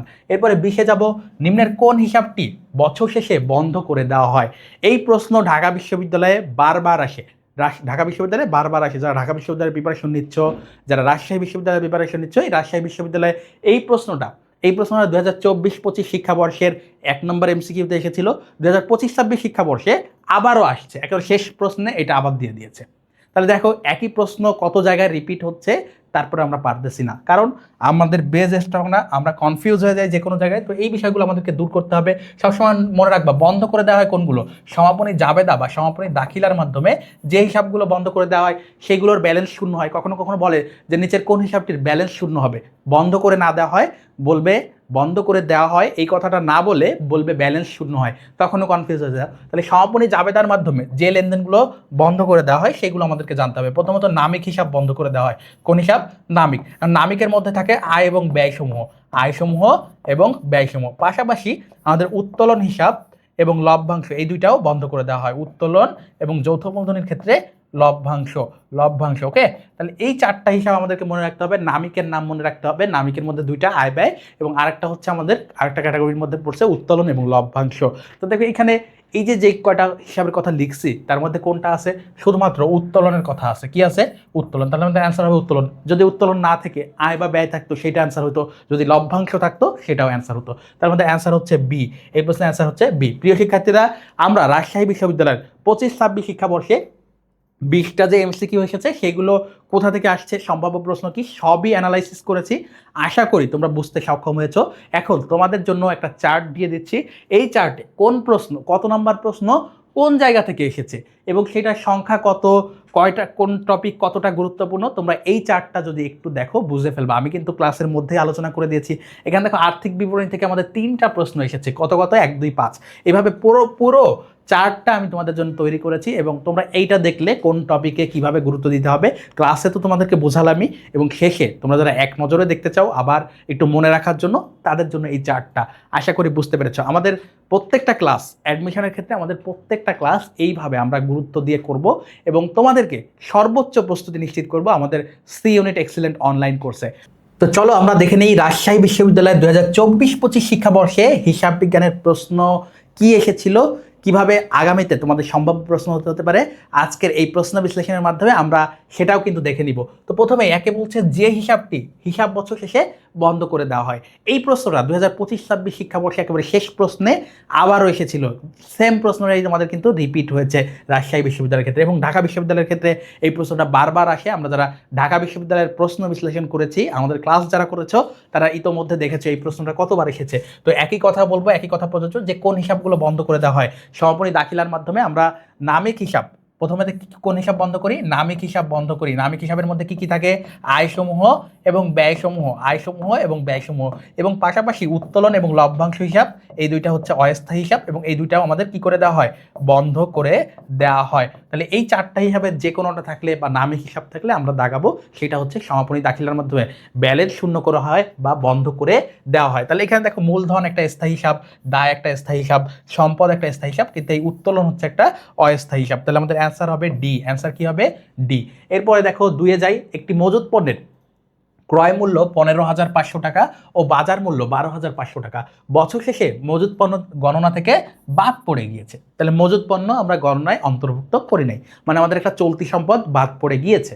এটি সঠিকভাবে হিসাবভুক্ত হলে ব্যবসার মুনাফার উপর কিরূপ প্রভাব ফেলবে? তাহলে মুনাফার উপর প্রভাব ফেলবে মানে আমাদের আয় বিবরণীতে, আয় বিবরণীতে কি প্রভাব ফেলবে? আয় বিবরণীতে, আয় বিবরণীর ক্ষেত্রে কি প্রভাব ফেলবে? আয় বিবরণীর ক্ষেত্রে কি প্রভাব ফেলবে? এখন এই যে আয় বিবরণীর ক্ষেত্রে কি প্রভাব ফেলবে, এইটা বুঝতে গেলে আমাদেরকে বুঝতে হবে মজুত পণ্য কোথায় ব্যবহার হয় আয় বিবরণীতে। মজুত পণ্য আমরা দেখি আয় বিবরণীতে বিক্রিত পণ্যের ব্যয় থেকে বাদ দেওয়া হয়। কি করা হয়? বিক্রিত পণ্যের ব্যয় থেকে সমাপনী মজুত কি করা হয়? সমাপনী মজুত মাইনাস করা হয়। সমাপনী মজুত মাইনাস করা হয়। তাহলে এই যে সমাপনী মজুত আমরা যে মাইনাস করতেছি ব্যয় থেকে, এর ফলে আমার কি হচ্ছে? বিক্রিত পণ্যের ব্যয়টা কমে যাচ্ছে। এই ব্যয়টা কি হচ্ছে? এই ব্যয়টা হ্রাস পাচ্ছে বা কমে যাচ্ছে, হ্রাস পাচ্ছে বা কমে যাচ্ছে। ফলে আমার মোট মুনাফা কি হচ্ছে? মোট মুনাফা বৃদ্ধি পাচ্ছে, নিট মুনাফাও বৃদ্ধি পাচ্ছে। তাহলে আমরা বলতে পারি এই যে 15,500 টাকা বা 12,500 টাকা, 12,500 টাকার যে মজুত পণ্য আমরা গণনা করিনি, সেটা যদি হিসাবভুক্ত করি তাহলে আমাদের ব্যয় হ্রাস পাবে এবং মুনাফা বৃদ্ধি পাবে। এখন আমার প্রশ্ন হচ্ছে এই 15,500 এবং 12,500-র মধ্যে থেকে আমরা কোনটা নিব? উত্তর হচ্ছে মজুত পণ্য সবসময় রক্ষণশীলতার নীতি অনুযায়ী লিপিবদ্ধ হয়। মজুত পণ্য সবসময় কোন নীতির আলোকে লিপিবদ্ধ হয়? রক্ষণশীলতার নীতি। এবং রক্ষণশীলতার নীতি আমাদেরকে বলে যেইটার ক্ষেত্রে, সম্পদের ক্ষেত্রে যেটার দাম কম সেটা আমাদেরকে নিতে হবে। তাহলে এই রক্ষণশীলতার নীতি আমাদেরকে বলছে যে 15,500 টাকা এবং 12,500 টাকা এই দুইটার মধ্যে যেটা কম সেটা গ্রহণযোগ্য, রক্ষণশীলতার নীতি আমাদেরকে বলে। তাহলে আমাদের ক্ষেত্রে এই 12,500 টাকা হচ্ছে গ্রহণযোগ্য, এবং আমরা এই 12,500 টাকা আমাদের কি হবে? নিট মুনাফা এবং মোট মুনাফাকে বৃদ্ধি করবে ব্যয়ের পরিমাণ হ্রাস করিয়ে। তাহলে আমাদেরকে এখানে বলা হচ্ছে মোট মুনাফা কত টাকা বৃদ্ধি পাবে? মুনাফা কত টাকা বৃদ্ধি পাবে? তাহলে দেখো অপশনে বলছে মুনাফা 12,500 টাকা বৃদ্ধি পাবে। তাহলে আমাদের অ্যান্সার হচ্ছে ডি। অ্যান্সার হচ্ছে কি আমাদের এই প্রশ্নে? ডি। আশা করি বুঝতে পেরেছো, আশা করি বুঝতে পেরেছো। আমরা এই প্রশ্নটা আমাদের আর্থিক বিবরণী থেকে এসেছে, এবং কিভাবে প্রশ্ন করেছে, কোন ক্যাটাগরিতে বা কোন সিস্টেমে তুমি যদি আগাও সেক্ষেত্রে তুমি দ্রুততম সময়ের মধ্যে প্রশ্ন বা উত্তর করতে পারবা প্রশ্ন বুঝে, সেটা কিন্তু তোমাদেরকে বোঝানো হচ্ছে। তো এই বিষয়গুলো খেয়াল করে আমাদেরকে সবসময় অ্যান্সার করার চেষ্টা করতে হবে। আমরা 3-এ চলে যাই। পাওনাদারকে দেয়া 3,520 টাকার একটা চেক ভুলে নগদান বইতে দেখো 3,250 টাকা লেখা হয়েছে, তাহলে কম লেখা হয়েছে, তাই না? এখন এই যে চেক আমরা দিয়েছি, ব্যাংক কিন্তু ঠিকই এই আমাদের অ্যাকাউন্ট থেকে 3,520 টাকা কেটে নিবে পাওনাদারকে পরিশোধের পর, কিন্তু আমরা নগদান বইতে দেখতে পাচ্ছি যে 3,250 টাকা লেখা হয়েছে। অর্থাৎ নগদান বইতে আমার বেশি টাকা কমানোর কথা ছিল, যেটা আমি পরিমাণে কম কমিয়েছি বা হ্রাস করেছি কম। এখন এক্ষেত্রে কি বলি, এই ভুলটি ব্যাংক সমন্বয় বিবরণীতে কীভাবে দেখাতে হবে? তাহলে আমাদেরকে এই যে দুইটা অংশের যে পার্থক্য সেইটা আমাদের নগদান বই থেকে মাইনাস করতে হবে। কারণ ব্যাংক কি করতেছে? ব্যাংক ওই চেক পাওয়ার সাথে সাথে তোমার অ্যাকাউন্ট থেকে এই অ্যামাউন্টটা কমাচ্ছে, কিন্তু তুমি কমিয়েছো ওইটা। তাহলে আমাদের নগদান বই থেকে মাইনাস করতে হবে। কত টাকা মাইনাস করতে হবে? 3520 মাইনাস 3250। তাহলে দেখো 70 আর এখানে 2, তাহলে 270 টাকা আমাদেরকে কি করতে হবে? নগদ বই থেকে বিয়োগ করতে হবে, যেটা আমাদের অপশন সিতে রয়েছে। তাহলে অ্যান্সার হচ্ছে নগদান বই থেকে 270 টাকা আমাদেরকে বিয়োগ করতে হবে। 4-এ আমাদের কি বলছে? মূল্যস্ফীতির সময়ে কোন মজুত পদ্ধতি অধিক কার্যকর বা সঠিক কার্যকর? তাহলে মূল্যস্ফীতি মানে কি? আজকে তুমি 10 টাকা কিনছো, আগামীকাল তোমার পণ্যের মূল্য হয়ে যাচ্ছে 12 টাকা, তারপরে তুমি কিনতে পারতেছো 15 টাকায়, তারপরে 20 টাকা। এখন তুমি যদি শেষের দিক থেকে বিক্রি করো, অর্থাৎ লিফো পদ্ধতি যদি ইউজ করো, তাহলে তোমার বিক্রিত পণ্যের ব্যয়টা বেশি দেখাবে। বিক্রিত পণ্যের ব্যয় বেশি দেখানো মানে কি? বিক্রিত পণ্যের ব্যয় বেশি দেখানো মানে তোমার আয়টা কম হবে। আয়টা কি হবে? আয়টা কম হবে। ফলে কি হবে? আয়কর কম দিতে হবে, আয়কর কম দিতে হবে। এবং আয়কর যেহেতু একটা প্রতিষ্ঠানের জন্য ব্যয় এবং প্রতিষ্ঠানের উদ্দেশ্যই থাকে ব্যয় নিয়ন্ত্রণ করা বা ব্যয় হ্রাস করা, তাহলে আমাদের আয়কর যে পদ্ধতিতে কম দিতে হবে সেটা কার্যকর। তাহলে অ্যান্সার হচ্ছে আমাদের লিফো। অ্যান্সার হচ্ছে আমাদের কি? লিফো, যেহেতু এখানে আয়কর কম দিতে হচ্ছে। 5-এ যাব, বাংলাদেশের আর্থিক প্রতিবেদনের মান নির্ধারণ করে কে? তাহলে বাংলাদেশের ক্ষেত্রে একমাত্র প্রতিষ্ঠান যেটা হচ্ছে ICAB, institute of chartered accountants of Bangladesh. Institute of chartered accountants of Bangladesh কি করে? আর্থিক প্রতিবেদনের মান নির্ধারণ করে। তাহলে বাংলাদেশের ক্ষেত্রে হচ্ছে আইসিএবি হচ্ছে একক প্রতিষ্ঠান। তাহলে অ্যান্সার হচ্ছে এ। এটা আমাদের হিসাব বিজ্ঞানের নীতিমালা থেকে আসলো, যারা নীতিমালা পড়েছো তাদের নিশ্চয়ই মনে থাকার কথা। আইসিএবি বা ইনস্টিটিউট অফ চার্টার্ড অ্যাকাউন্ট্যান্টস হচ্ছে হিসাব বিজ্ঞানের নীতিমালা নির্ধারণ করে বাংলাদেশের ক্ষেত্রে। 6 যাব নিট বিক্রয় ও মোট মুনাফার পরিমাণ যথাক্রমে 30,000 ও 6,000 টাকা ক্রয় মূল্যের উপর হার। তাহলে দেখো এখানে বিক্রয় এবং মুনাফার পরিমাণ দেওয়া আছে। তাহলে আমরা যদি এই যে 6,000কে, এই 6,000কে যদি 30,000 দিয়ে, 6,000কে যদি 30,000 দিয়ে ভাগ করে 100 দিয়ে গুণ করি, 100 দিয়ে গুণ করি, তাহলে আমরা কোন হার পাবো? তাহলে আমরা পাচ্ছি হচ্ছে দেখো এখানে একটা শূন্য, দুইটা শূন্য কাটা, এখানে 2, এখানে হচ্ছে 2, আবারও দুইটা শূন্য কাটো, তাহলে হচ্ছে 20%। এই 20% হচ্ছে বিক্রয় হার। এই 20% কি? বিক্রয় হার। কিন্তু আমাদের প্রশ্নে বলেছে, তাহলে বিক্রয় হার আমরা পেলাম 20%, অর্থাৎ 6,000কে 30,000-এর উপর 100 দিয়ে আমরা গুণ করলাম এবং আমরা পেলাম বিক্রয় হার 20% বা 20%। কিন্তু আমাদের প্রশ্নে বলেছে ক্রয় মূল্যের উপর হার বের করতে। তাহলে আমাদেরকে বিক্রয় হারকে ক্রয় হারে রূপান্তর করতে হবে। আজকে এই এমসিকিউ সলভ করবা, সারা জীবন যেন মনে থাকে। একটা ছক দিব, এইটা দিয়ে তোমার অ্যাডমিশনের ক্ষেত্রে যত এমসিকিউ আছে এই রিলেটেড, ইনশাল্লাহ এর বাইরে থেকে আসার সম্ভাবনা খুবই কম, আসার সম্ভাবনা খুবই কম। তাহলে সবসময় মনে রাখবা, সবসময় মনে রাখবা কি? বিক্রয় হার সবসময় মনে রাখবা, বিক্রয় হার কম হয়, বিক্রয় হার সবসময় কম হয় এবং ক্রয় হার বেশি হয়। ক্রয় হার কি হয়? ক্রয় হার বা বিক্রিত পণ্যের ব্যয়ের উপর হার কম হয়। আর বিক্রয় হারকে আমরা মার্জিন বলি, ক্রয় হারকে আমরা মার্কআপ বলি। তাহলে মার্কআপ বেশি হয় এবং মার্জিন বা বিক্রয় হার কম হয়। তাহলে এই যে বিক্রয় হার, আমরা ধরে নিব ক্রয় হার 100 যদি থাকে, ধরে নিব না, এটা সবসময় মুখস্থ করবা। ক্রয় হার 100% হলে বিক্রয় হার 50%, এবং ক্রয় হার যদি 50% হয় তাহলে বিক্রয় হার 33.33% হবে। যদি ক্রয় হার 33.33% হয় তাহলে বিক্রয় হার হবে 25%। যদি বিক্রয় হার 25% হয়, ক্রয় হার হবে 20%। এবং যদি ক্রয় হার 20% হয়, বিক্রয় হার হবে 16.67%। এবং ক্রয় হার যদি 10% হয়, বিক্রয় হার হবে 9.09%। এখন এই ছকটা যাদের মুখস্থ থাকবে তারা সরাসরি 1 সেকেন্ডে উত্তর করতে পারবা।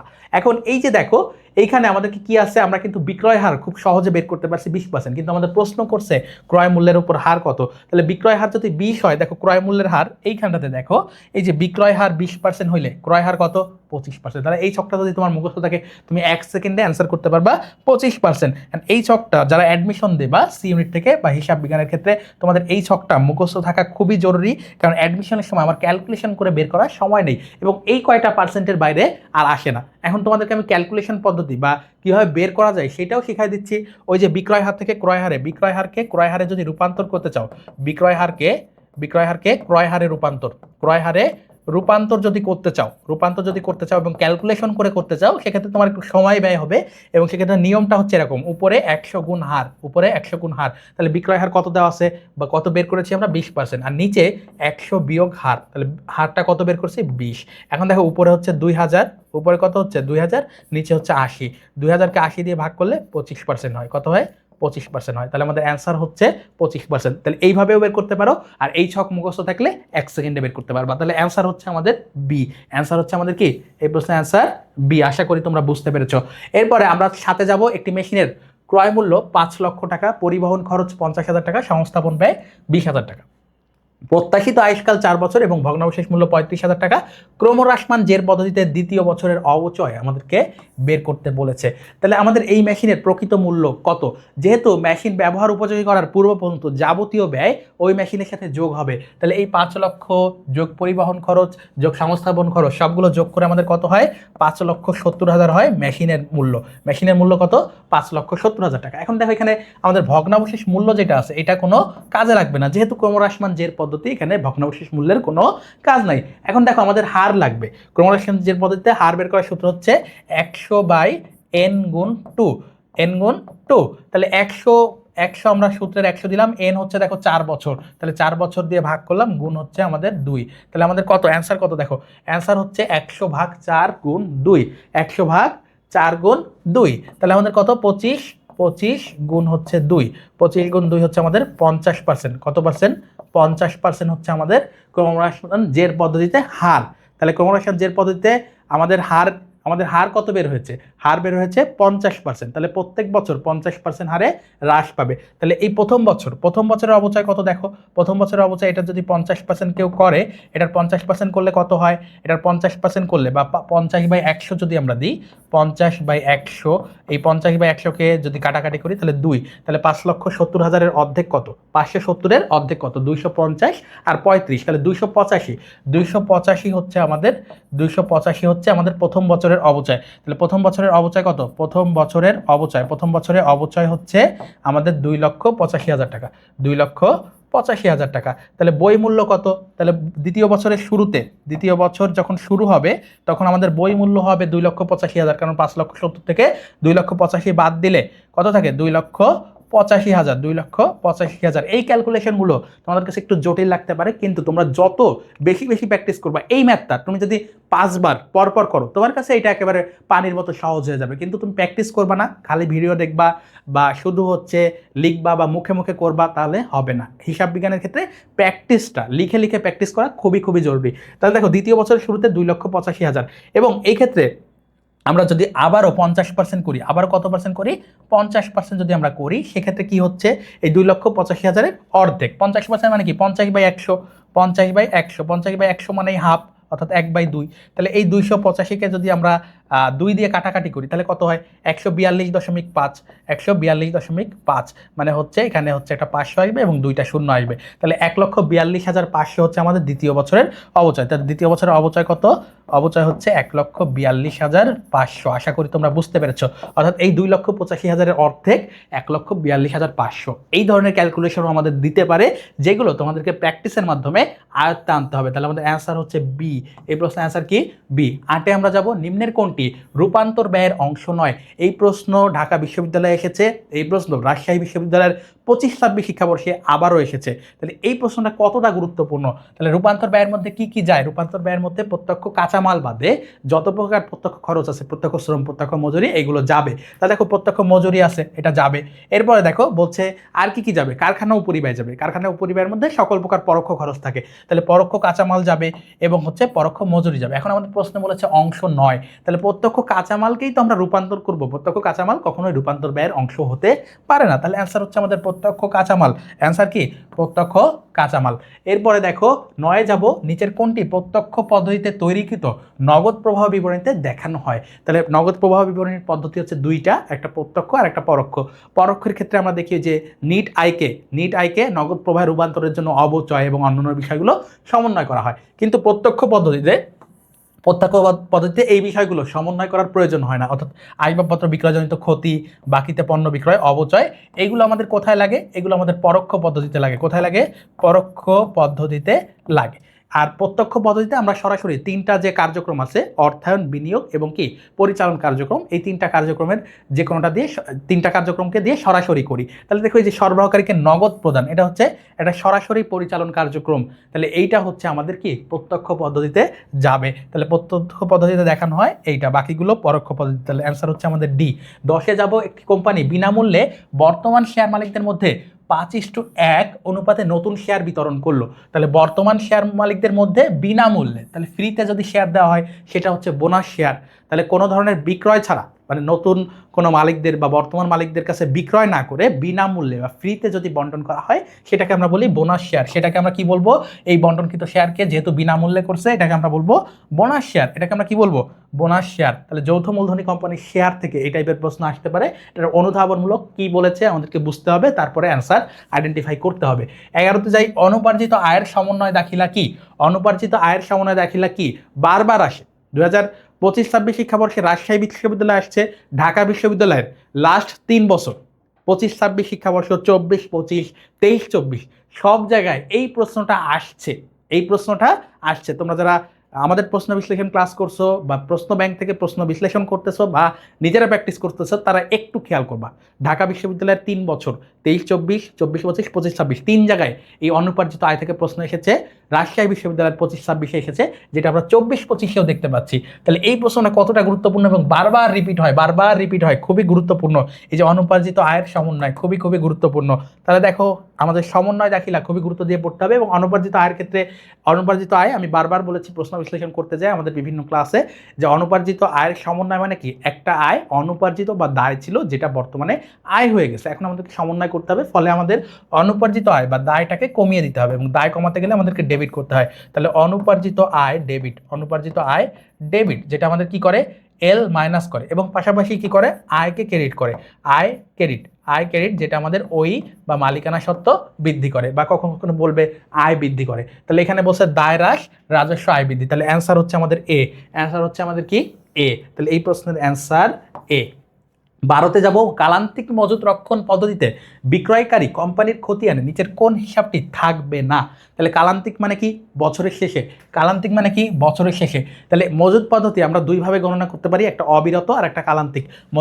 মজুত পণ্য আমরা কয়ভাবে গণনা করতে পারি, একটা অবিরত, অবিরত হচ্ছে প্রতিনিয়ত গণনা করা হয়, অর্থাৎ মজুত পণ্য এবং বিক্রিত পণ্যের ব্যয় এদের হিসাবে থাকে। আর কালান্তিকে কি করা হয়, বছর শেষে, কালান্তিকের ক্ষেত্রে বছর শেষে কাউন্ট করা হয় গুদামে যেয়ে, এবং সেক্ষেত্রে আমাদের মজুত পণ্য এবং বিক্রিত পণ্যের ব্যয় এই দুইটা হিসাবে থাকে না। হিসাবে থাকে না কি কি, বিক্রিত পণ্যের ব্যয়, বিক্রিত পণ্যের ব্যয় এবং মজুত পণ্য, মজুত পণ্য এই দুইটা থাকে না। আর অবিরতে, অবিরততে কি থাকে, এই মজুত পণ্য, মজুত এবং বিক্রিত পণ্যের ব্যয়, বিক্রিত পণ্যের ব্যয় এই দুইটা থাকে, এই দুইটা থাকে। তাহলে প্রশ্ন আসতে পারে অবিরত মজুত পণ্যের হিসাব বইতে কোন দুইটা হিসাব পাওয়া যাবে, বিক্রিত পণ্যের ব্যয় বা বিক্রিত পণ্যের ব্যয় বা মজুত পণ্য।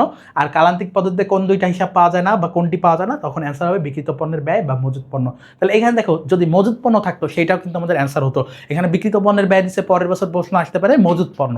তাহলে অ্যান্সার হচ্ছে আমাদের এ, অ্যান্সার হচ্ছে আমাদের কি এ, এইখানে অ্যান্সার এ। আশা করি বুঝতে পেরেছো। এরপর 13তে যাব, প্রারম্ভিক মজুত পণ্য 10,000, পণ্য ক্রয় 32,500, সমাপনী মজুত 9,500, মোট লাভ ব্যয়ের 20%, বিক্রয়কৃত পণ্যের ব্যয়। তাহলে বিক্রয়কৃত পণ্যের ব্যয় মানে কি, বিক্রিত পণ্যের ব্যয়, বিক্রিত পণ্যের ব্যয় কত এটা আমাদের বের করতে বলছে। তাহলে এখানে আমাদের মোট লাভের কোনো কাজ নাই, এই প্রশ্নে আমাদের মোট লাভ কোনো কাজে লাগবে না, তোমাদেরকে অতিরিক্ত তথ্য দিয়েছে কনফিউজ করার জন্য, বাকি তথ্যগুলো আমাদের লাগবে। তাহলে বিক্রিত পণ্যের ব্যয় সূত্র কি, প্রারম্ভিক মজুত যোগ ক্রয় মাইনাস সমাপনী মজুত। তাহলে প্রারম্ভিক মজুত কত আছে, 10,000, 10,000 যোগ হচ্ছে 10,000 যোগ হচ্ছে ক্রয়, ক্রয় কত 32,500, ক্রয় হচ্ছে 32,500 মাইনাস সমাপনী মজুত কত 9,500, 9,500। তাহলে 42,500 মাইনাস 42,500 মাইনাস 9,500, তাহলে 42,500 মাইনাস 9,500, তাহলে কত, 42 থেকে যদি 9 বাদ দাও, 42 থেকে 9 বাদ দিলে কত থাকে, 33,000। কত টাকা, 33,000 টাকা হচ্ছে আমাদের বিক্রিত পণ্যের ব্যয়, যেটা বের করতে বলেছে। তাহলে অ্যান্সার হচ্ছে আমাদের সি। অ্যান্সার কি, এই প্রশ্নের অ্যান্সার হচ্ছে সি। আশা করি বুঝতে পেরেছো। এরপরে দেখো সি আমাদের হয়ে গেল। এরপরে আমরা 14তে যাব, একতরফা দাখিলা পদ্ধতিতে সাধারণত কোন ধরনের হিসাব অনুপস্থিত থাকে। তাহলে একতরফা দাখিলা পদ্ধতিতে সবসময় মনে রাখবা, একতরফা দাখিলা পদ্ধতিতে আমাদের নামিক হিসাব, একতরফা দাখিলা পদ্ধতিতে আমাদের নামিক হিসাব রাখা হয় না। একতরফা দাখিলা পদ্ধতিতে কি রাখা হয় না, নামিক হিসাব রাখা হয় না। এখন কোন কোন হিসাব রাখা হয়, কোন কোন হিসাব রাখা হয়, রাখা হয় হচ্ছে আমাদের দেখো ব্যক্তিবাচক বা দেনাদার পাওনাদার হিসাব রাখা হয়, দায়বাচক হিসাব রাখা হয়, এবং সম্পত্তির ক্ষেত্রে, সম্পত্তির ক্ষেত্রে অনেকে বলবে যে সম্পত্তিবাচক হিসাব রাখা হয় না, কিন্তু উত্তর হচ্ছে রাখা হয়। কোনটা রাখা হয়, নগদ রাখা হয়, নগদের ক্ষেত্রে রাখা হয়। এবং যখন এই নগদের হিসাবটা রাখা হয় তখন এটাকে বলা হয় বিশুদ্ধ একতরফা দাখিলা পদ্ধতি। তখন এটাকে কি বলা হয়, বিশুদ্ধ একতরফা, বিশুদ্ধ একতরফা দাখিলা, বিশুদ্ধ একতরফা দাখিলা পদ্ধতি, দাখিলা পদ্ধতি। তাহলে বিশুদ্ধ একতরফা দাখিলা পদ্ধতিতে নগদ নামক হিসাব রাখা হয়, ব্যক্তিবাচক হিসাব রাখা হয়, দায়বাচক হিসাব রাখা হয়, কিন্তু নামিক হিসাব, নামিক হিসাব কখনো রাখা হয় না। তাহলে নামিক হিসাব আমাদের কখনোই রাখা হয় না। তাহলে অ্যান্সার হচ্ছে আমাদের সি, অ্যান্সার হচ্ছে আমাদের কি, এই প্রশ্নের অ্যান্সার হচ্ছে সি। আমরা 15তে যাব, আলী কোম্পানির। তাহলে এটা আসছে আমাদের একতরফা দাখিলা পদ্ধতিতে, এবং অনেকেই তোমাদেরকে কনফিউজ করার চেষ্টা করবে, কিন্তু আমরা কনফিউজ হব না, কারণ আমরা বিশুদ্ধ একতরফা দাখিলা পদ্ধতি কি এটাও কিন্তু আমরা জানলাম। তাহলে একমাত্র নামিক হিসাব এইটাকে সম্পূর্ণরূপে অনুপস্থিত বা বাদ দেওয়া যায়। এরপরের প্রশ্নে আমরা চলে যাই, আলী কোম্পানির 500 টাকার সাপ্লাইজ ক্রয় ভুলবশত, সাপ্লাইজ 5,000 টাকা, সাপ্লাইজ কত লেখা হয়েছে 5,000 টাকা। তাহলে সাপ্লাইজ হচ্ছে আমাদের একটা চলতি সম্পদ, একটা চলতি সম্পদ, চলতি সম্পদ। এরপর দেখো নগদ হচ্ছে 5,000 টাকা, নগদ 5,000 টাকা ক্রেডিট করা হলে কোনটি ঘটবে। তাহলে দেখো আমরা কি করছি, 500 টাকার সাপ্লাইজ ক্রয় করছি, তাহলে সম্পদ কিনছি 500 টাকার, কিন্তু আমরা ভুলবশত সাপ্লাইজ বা চলতি সম্পদ দেখিয়েছি 5,000 টাকা, এবং পাশাপাশি নগদ 5,000 টাকা হ্রাস করে দিয়েছি। তাহলে আমাদের একটা চলতি সম্পদ 4,500 টাকা বেশি দেখানো হয়ে গেছে, এবং আরেকটা চলতি সম্পদ নগদ বা নগদান হিসাব সেটাও 4,500 টাকা কম দেখানো হয়েছে। তাহলে আমরা সম্পদ হ্রাস এবং সম্পদ বৃদ্ধি করেছি, বা সম্পদ বৃদ্ধি এবং সম্পদ হ্রাস করছি, বলতে নগদ বেশি কিন্তু আমরা দেখাই নাই, নগদ কম দেখিয়েছি। নগদ কি করছি? কম দেখাইছি। এবং এই চলতি সম্পদ বা সাপ্লাইজ বেশি দেখিয়েছি। তাহলে প্রথমটা হচ্ছে না, নগদ কম এবং সাপ্লাইজ কম দেখাই নাই, সাপ্লাইজ কি করছি? বেশি দেখিয়েছি। সাপ্লাইজ হচ্ছে আমরা বেশি দেখিয়েছি। এবার হচ্ছে নগদ কম এবং সাপ্লাইজ বেশি দেখানো হয়েছে। তাহলে অ্যান্সার হচ্ছে সি। সি হচ্ছে আমাদের কারেক্ট। তাহলে সি হচ্ছে আমাদের অ্যান্সার। এরপর দেখো 16তে যাবো। তাহলে এই প্রশ্নও কিন্তু আমাদের একটা সমন্বয় দাখিলা থেকে এসেছে। তাহলে সমন্বয় দাখিলা হিসাব বিজ্ঞানের ক্ষেত্রে অ্যাডমিশনে খুবই খুবই গুরুত্বপূর্ণ। এরপরে দেখো মূল্যস্ফীতিজনিত সমস্যা মোকাবেলায় কোন অবচয় পদ্ধতি সুবিধাজনক। তাহলে মূল্যস্ফীতির ক্ষেত্রে সমন্বয় করার ক্ষেত্রে আমাদের প্রতিস্থাপন পদ্ধতি, অর্থাৎ ওই সম্পদটা বর্তমানে কিনতে কতটুকু ব্যয় হবে এটা যদি আমরা ব্যবহার করি, তাহলে আমাদের মূল্যস্ফীতিটা কি হয়? সমন্বয় হয়ে যায়, আমাদের আয়কর হ্রাস পায়, ফলশ্রুতিতে আমাদের ব্যয় নিয়ন্ত্রণ হয়। ব্যয় নিয়ন্ত্রণ আমাদের হিসাব বিজ্ঞানের একটা উদ্দেশ্য। তাহলে আমরা কোন পদ্ধতি ব্যবহার করব? মূল্যস্ফীতির ক্ষেত্রে, অবচয়ের ক্ষেত্রে সবসময় সবসময় আমরা কি করব? প্রতিস্থাপন ব্যয় পদ্ধতি বিবেচনা করব বা বেশি সুবিধাজনক বলে সিলেক্ট করব। 17তে আসি, মূলধনের সুদ ধার্য করার ক্ষেত্রে চুক্তির সাথে সম্পর্কযুক্ত কোনটি? তাহলে মূলধনের সুদ কিসের উপর ধার্য হয়?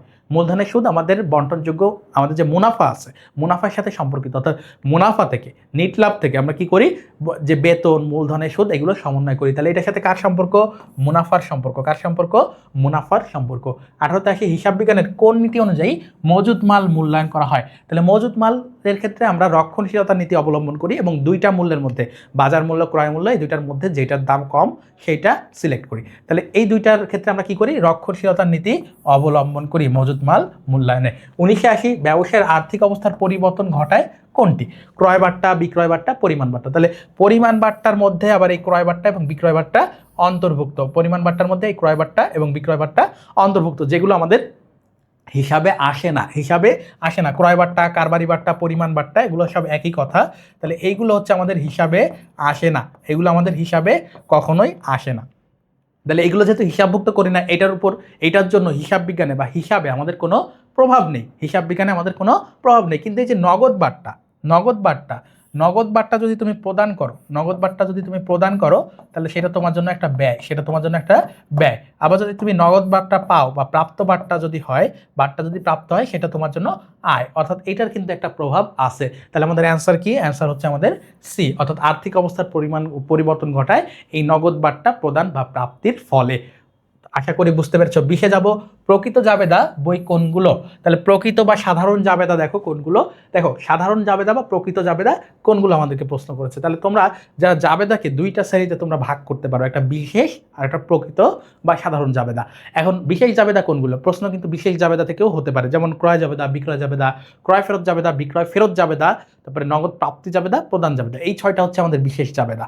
আর প্রকৃত জাবেদা কোনগুলো? এই যে সমন্বয় জাবেদা, সমাপনী জাবেদা, প্রারম্ভিক জাবেদা, এইগুলো হচ্ছে আমাদের প্রকৃত জাবেদা। তাহলে দেখো এই যে সংশোধনী, সমন্বয় এবং আরো দুইটা আছে প্রারম্ভিক এবং সমাপনী। কি আছে? প্রারম্ভিক এবং সমাপনী। এই চারটা হচ্ছে আমাদের প্রকৃত জাবেদা। এই চারটা হচ্ছে আমাদের প্রকৃত বা সাধারণ জাবেদা। এই চারটাকে আমরা কি বলবো? প্রকৃত বা সাধারণ জাবেদা বলবো, সাধারণ বা প্রকৃত জাবেদা। আর বাকিগুলো এই যে দেখো ক্রয় ফেরত, বিক্রয় ফেরত, এই দুটা বিশেষ জাবেদা, ক্রয় জাবেদা, বিক্রয় জাবেদা এগুলো বিশেষ জাবেদা। সমাপনী জাবেদা হচ্ছে আমাদের কি? সমাপনী জাবেদা হচ্ছে আমাদের প্রকৃত জাবেদা, কিন্তু এই যে নগদ প্রাপ্তি এইটা হচ্ছে বিশেষ। তাহলে একটা বিশেষ একটা প্রকৃত, এই জন্য আমরা অপশন ডি নিতে পারতেছি না। খ এবং গ বা বি এবং সি দুইটাতেই সবগুলো হচ্ছে বিশেষ জাবেদা। সবগুলো কি? বিশেষ জাবেদার। কতে যে দুইটা আছে, বাকি দুইটা আমি লিখে দিয়েছি, এগুলো হচ্ছে আমাদের প্রকৃত জাবেদা। তাহলে অ্যান্সার হবে ক। অ্যান্সার কি হবে? ক। তাহলে কোথা থেকে প্রশ্ন আসবে, কিভাবে আসবে তোমরা আশা করি বুঝতে পারতেছো। তাহলে অ্যান্সার আমাদের এ। তাহলে প্রিয় শিক্ষার্থীরা, আমরা রাজশাহী বিশ্ববিদ্যালয়ের 2024-25 শিক্ষাবর্ষের সবগুলো এমসিকিউ কিন্তু বিশ্লেষণ করে ফেললাম। কোন জায়গায় আমাদের গুরুত্ব দিতে হবে, কোথা থেকে এসেছে, যারা এক নজরে দেখতে চাও তারা এই শখটা দেখতে পারো। এই যে দেখো আর্থিক বিবরণী থেকে এই বছর 2টা আসছে, 5 থেকে 18 আসছে হচ্ছে হিসাব বিজ্ঞানের নীতিমালা থেকে, 7-16 আসছে অবচয় থেকে, এবং অন্যান্য যে বিষয়গুলো দেখতে পাচ্ছ সেখানে দেখো সমন্বয় জাবেদা খুবই খুবই গুরুত্বপূর্ণ, যেটা তোমাদেরকে আমি বারবার বলি, যেটা ঢাকা বিশ্ববিদ্যালয়, রাজশাহী বিশ্ববিদ্যালয় দুইটা ক্ষেত্রেই খুবই গুরুত্বপূর্ণ। এইটা কোনোভাবেই বাদ দেওয়ার অ্যাডমিশনের ক্ষেত্রে বাদ দেওয়া তো প্রশ্নই আসে না। কিন্তু কোন জায়গায় গুরুত্ব দিতে হবে এটা তোমাকে বুঝতে হবে, স্মার্ট ওয়েতে তোমাকে আগাইতে হবে যে এই জায়গাগুলো আমাকে গুরুত্ব দিতে হবে, এবং কোনটা পড়বো কোনটায় গুরুত্ব দিয়ে পড়বো সেইটাই হচ্ছে আমার বোঝার বিষয়। তো কোনো টপিক আমরা বাদ দিব না, কিন্তু টপিকের ক্ষেত্রে গুরুত্ব অনুসারে আমরা পড়বো, যেগুলো গুরুত্বপূর্ণ সেগুলো বারবার রিভিশন করবো যেন কোনোভাবেই আমরা ভুলে না যাই। আশা করি হিসাব বিজ্ঞানের ক্ষেত্রে কীভাবে রাজশাহী বিশ্ববিদ্যালয়ের প্রিপারেশন নিবা, কীভাবে ঢাকা বিশ্ববিদ্যালয়ের প্রিপারেশন নিবা, দুইটা বিষয় কিন্তু আজকের ক্লাসে আমরা দেখিয়েছি, তোমরা বুঝতে সক্ষম হয়েছো। যারা আমাদের ক্লাসগুলো করছো, আমাদের ক্লাস কিন্তু প্রত্যেকটা প্রশ্ন বিশ্লেষণ ক্লাস, প্রত্যেকটা টপিক ভিত্তিক ক্লাস, এভাবে আমরা প্রত্যেকটা স্টুডেন্টকে A to Z সহজে বোঝানোর চেষ্টা করি। আমাদের সি ইউনিট এক্সেলেন্ট অনলাইন কোর্সে যারা থাকবা তারা যদি আমাদের কোর্স আউটলাইনটা একটু দেখো, আমাদের মেন্টর প্যানেল সবাই ঢাকা বিশ্ববিদ্যালয়ের। আমাদের কোর্স আউটলাইন বাংলার ক্ষেত্রে যেমন সাইফ ভাই, রানা দুইজনই ঢাকা বিশ্ববিদ্যালয়ের বাংলা ডিপার্টমেন্ট, এবং প্রত্যেকটা সাবজেক্টের ক্ষেত্রে ডিপার্টমেন্ট ওয়াইজ আমরা রেখেছি প্রত্যেকটা ডিপার্টমেন্টের ক্ষেত্রে সেই সাবজেক্টের মেন্টর বা টিচার হচ্ছে এক্সপার্ট। হিসাব বিজ্ঞানের ক্ষেত্রে তোমরা আমাকে পাচ্ছ, আমি ফিনান্স ডিপার্টমেন্ট থেকে পড়াশোনা করেছি এবং CA লেভেল 1ও আমার কমপ্লিট হিসাব বিজ্ঞানের ক্ষেত্রে। তো তোমরা সব জায়গায় এক্সপার্ট টিচার প্যানেল পাচ্ছ, সামিকে পাচ্ছ, আমাদের রিয়াদকে পাচ্ছ যে ঢাকা বিশ্ববিদ্যালয়ের ডিপার্টমেন্ট টপার, এবং আমরা প্রত্যেকেই আমাদের যে বোর্ডগুলোর পরীক্ষা ছিল আমাদের সময়কায় অনেক আগের কথা, তো সেই সব জায়গায় হচ্ছে আমরা বোর্ড টপার ছিলাম, এবং প্রত্যেকটা মেন্টর ঢাকা বিশ্ববিদ্যালয়ে, এইটা হচ্ছে তোমাদের সবচেয়ে বড় প্রাপ্তি। এছাড়া প্রত্যেকটা ক্লাস আমাদের জুম অ্যাপে লাইভ হয়, ফলে তোমরা অফলাইনের মতো প্রশ্ন করতে পারো, যেটা তোমাকে কেউ দিতে পারবে না, কোনো প্ল্যাটফর্ম তোমাকে দিতে পারবে না এই বিষয়টা। তো এছাড়াও আমাদের যে এক্সামগুলো, কতগুলো এক্সাম তোমার লাগবে, কোন কোন বিষয়ের উপর লাগবে, তোমরা প্রত্যেক দিন মনোযোগ যাচাই, প্রত্যেক দিন ক্লাস টেস্ট, সপ্তাহ শেষে উইকলি, মাস শেষে monthly evaluation, paper final, subject final, বিশ্ববিদ্যালয় ভিত্তিক মডেল টেস্ট, এক্সাম দিতে দিতে পাগল হয়ে যাবে এরকম একটা অবস্থা আমাদের সি ইউনিট এক্সেলেন্ট অনলাইন কোর্সে। এছাড়াও আমাদের শুধুমাত্র ঢাকা বিশ্ববিদ্যালয় না, আমাদের কতগুলো বিশ্ববিদ্যালয়ের প্রিপারেশন হচ্ছে এখানে তোমরা দেখে নিতে পারো। এছাড়াও কতগুলো আসন, কোন কোন দিন ক্লাস হবে, এক্সট্রা ক্লাসও থাকবে সপ্তাহে 6 দিনের বাইরে ম্যাথ আইকিউর জন্য। তো সব বিষয়গুলো আমরা গুরুত্ব দিয়ে আমাদের কোর্সটা 6 থেকে 8 মাসের জন্য আমরা পরিচালনা করব, এবং এখন যারা ভর্তি হবা তারা কিন্তু 40% ছাড়ে মাত্র 3000 টাকায় তোমার সি ইউনিটের সম্পূর্ণ প্রিপারেশন নিতে পারবা। আশা করি তোমাদের সাথে 29 আগস্ট থেকে আমাদের ক্লাসে দেখা হবে ইনশাল্লাহ। সেই পর্যন্ত সবাই সুস্থ থাকো, ভালো থাকো। আসসালামু আলাইকুম রহমতুল্লাহ।